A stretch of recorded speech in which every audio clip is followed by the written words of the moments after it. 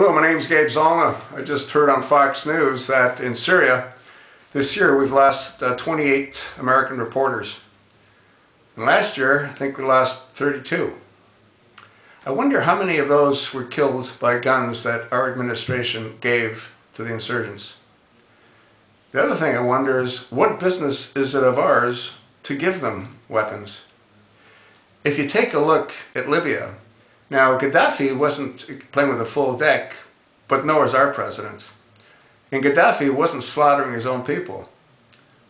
What our administration did is it gave the rebels weaponry.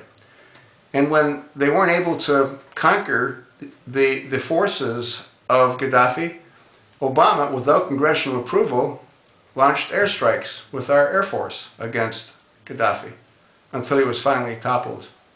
Who's got control of Libya now? Well, it ain't us. It's the Brotherhood. Who's got control of Egypt now? Well, it's the Brotherhood.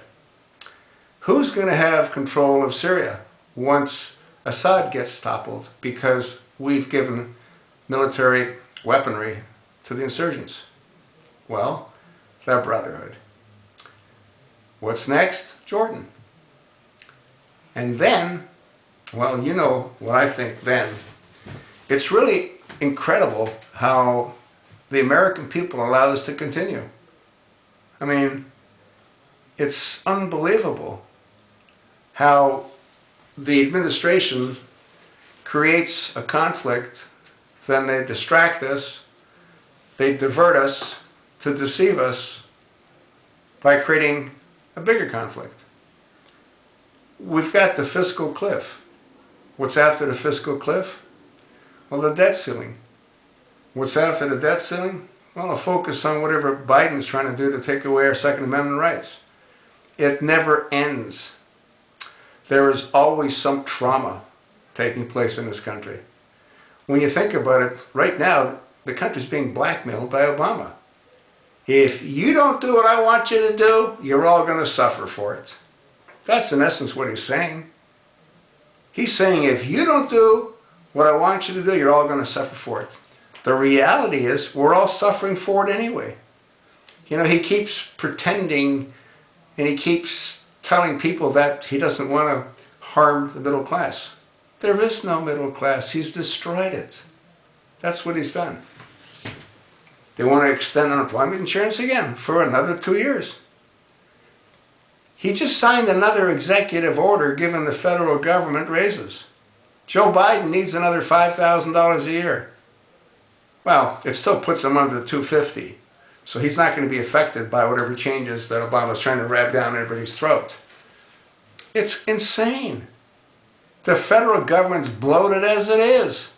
The country is on the verge of bankruptcy, and Obama's giving away everybody, he's giving them federal raises with signing with his pen, executive orders. He rules by edict. That's what a dictator does. That's what he is. And you know who allowed him to do what he's doing? Our Congress. I'll bet you that we don't have 2 congressmen or 2 senators that are going to honor their oath of office on the 6th of January. All we need is 1 in the House and 1 in the Senate. And all they have to do is, when the question is asked by the Senate, are there any objections? They've got to submit their written objections. But they won't do that. They're living in this make-believe world that they think everything's going to be okay.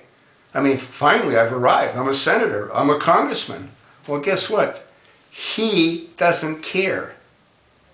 And if you haven't seen him already roll over the Constitution, you've been asleep. It's pretty insane how stupid our representatives really are. It's even more insane how stupid the American people are for re-electing these bozos. They don't care about you and me. They don't. And they never did. Anyway, it is what it is. 2013's around the corner, and it ain't looking good.